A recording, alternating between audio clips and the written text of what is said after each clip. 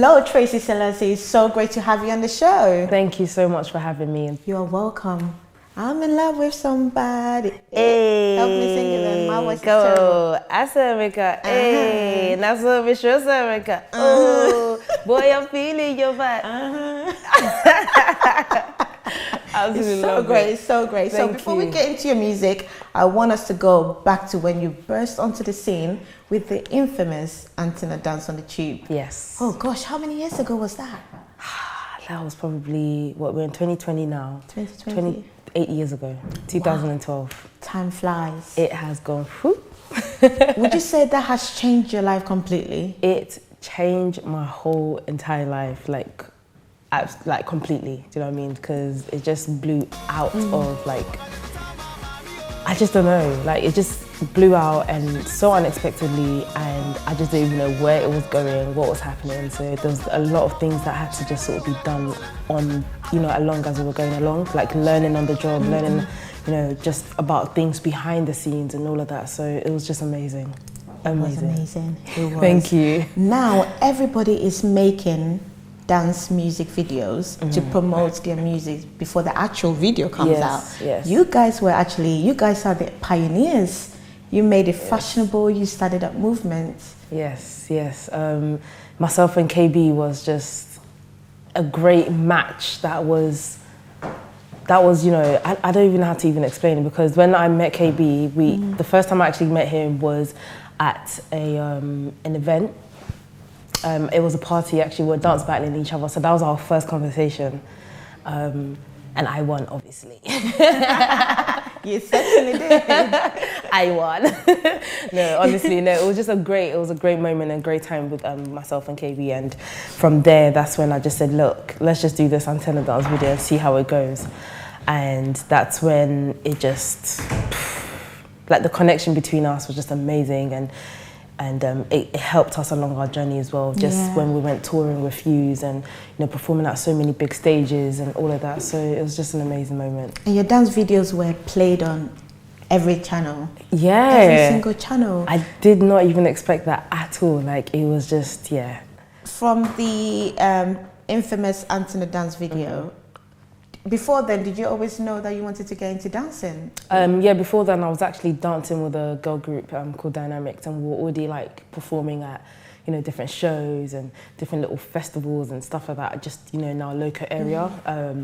And we used to work with this company called Whippersnappers, where they used to give us a lot of shows and stuff. So I started learning from there a lot more before the whole Antenna video came out. So I was very much, in tune into music, entertainment, and even before that, I was, singing in my church, and I was in a girl gospel group as well, in my school as well. So, and I used to do plays back in secondary school. So I was very much into entertainment. Do you know what I mean? Before, do you know what I mean? It's just when you have African parents, it's very go and learn, go and be at this, go and do this, all of that. So I had to really just kind of take my time in finding my way inside the entertainment industry. But lo and behold, we're here now. I know. Yeah. So at what point? I know you did say that you were in church choir and stuff like that. So at what point did you get into music? I wanted to get into it properly before the Antenna video came out, because I remember I had met Fuse, doing a couple shows. Not performing with him, but going to schools to do talks and stuff like that. So he used to invite me to come and help him do all of that with his with his group and his company. So, and he had just put out a Zonto, and I was like, oh, this song is dope. What is it? How I want to do music too, and all of that. And then, but obviously the dance came and blew just out of nowhere, and so I had to put the music aside for a moment to focus on the dance. It wasn't until 2015 that I put out my first track, Wutu, which was an acronym for wake up to yourself. It was more a message to everybody, and even myself as well, to be wake up to yourself, wake up to who you are, and do what you want to do. I mean, that's when I started waking up and trying to transition myself into being an artist. It wasn't easy. Obviously no one would tell you that, oh, this is going to be hard, and this, do you know what I mean? You just kind of go along with it, and then you realize you meet bumps and struggles on the way, and it's like, okay, cool, stop, pause, figure this out, figure that out. So I had to figure out so many things, from like my brand, how I want my whole look to go, even not just my look, just even my sound as well with my music. Do I want it strictly Afrobeats or UK sounding, or do you know what I mean? So, but yeah, we're here now, and I can say that now I've found that sound that I wanted to do, which was fuse both the Afrobeats and the UK sound together.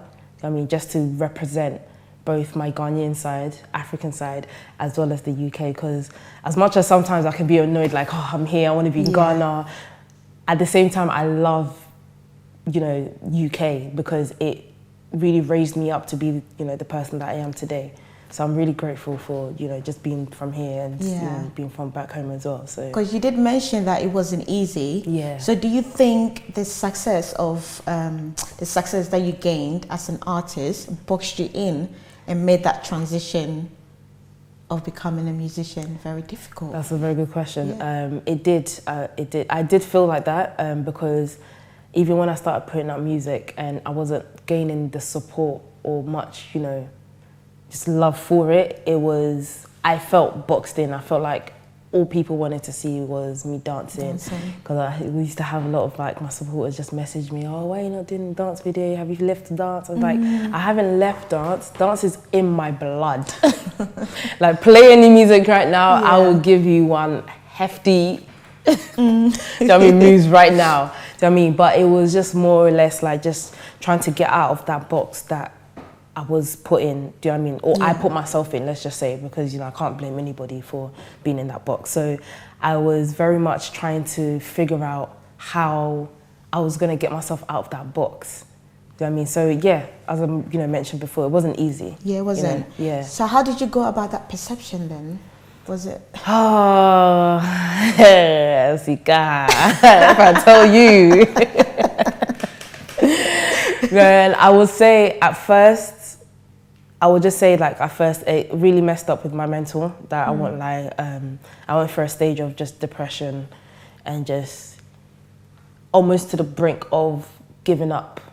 Do you know what I mean? Just giving up and just say, do you know what? Maybe this is not for me, and maybe I should just find something else to do. But then the moment I start thinking like that, I'm like, wait, but if you do, you know you're going to be even more depressed because you'll be watching other people living their lives and doing what they want to do, and then you're also just sitting there just being house mom or wife, or do you know what I mean, or whatever it is that, you know, you venture into. So I just thought, no, I have to really push through. So I did a lot of praying, meditating and fasting, like a lot of that, literally almost every single day, continuously for like at least, well, I still do it now, of course, do you know what I mean? But like, I was really into it. I delved really into it just to kind of just find that connection with God in order to like hear God's words and just understand where he wants me to go. Do you know what I mean? So I did a lot of that, and the amount of dreams and like feelings and moments that I've had just to do with entertainment and music, and I said, okay, cool, I understand now. I get it. This is for me. This is what I'm meant to do. And because I can't think of anything else that I could do. Like, if without music, what else can I do? Like, I'm not sure. You know what I mean? So I just said, I'm gonna push and fight for this, like whatever it takes. So that's what I've done, and we're here. Here you are.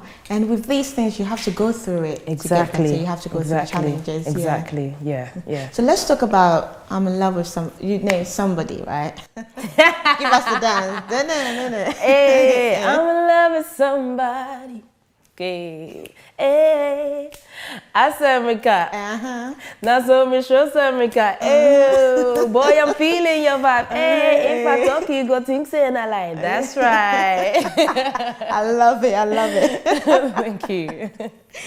So let's talk about it. Do you care to share with us who that somebody is? Hey, everybody wants to know I'm in love with somebody. Okay. Hey. It used to be a somebody, let's just say, somebody I used to be in love with, but now, so it was just really mainly a concept that I have down, because I have a list of concepts that I want to sing about, and these concepts are based off on situations that I've been through, as well as just even other people around me, like, you know, my friends, my family, what they've been through as well. Sometimes I use some of their situations to kind of inspire my writing and inspire my music and my creative process. So yeah, somebody used to be, well, let's say used to be somebody. Used to be, but you know, I've moved on now, you know, baby, yeah, I've moved on. So I know you said used to. So when was the last time you went on a date then? No, we're getting deep right now. That's a very good question. The last time I went on a date, a proper date, I tried out a dating app for basically a week. Let's say a couple of days. I just had it on for a week, but like I deleted it, like delete my whole account, everything after a week, because it was just funny because I found myself being like a therapist or guru, and then there was another one who wrote in his he wrote to me, oh, the angels in heaven, they were having a fight and they were jealous of an angel and they threw the angel down. And he goes, Angel, are you hurt? I was like, what? Is that a pickup line? Oh my goodness. I said, no way. Is that supposed to be a pickup line? I said, okay. You didn't have a good experience then? Yeah, it was an absolute hilarious experience. That's all I could say. So I said, you know what? This is not for me. It's okay. I'm okay. I'm happy being single. You know, God, if, you know, I'm meant to be single, I'm happy with that. Whatever your plans are, I'm all good with it. I'm following your lead, you know. So, it was just absolutely hilarious.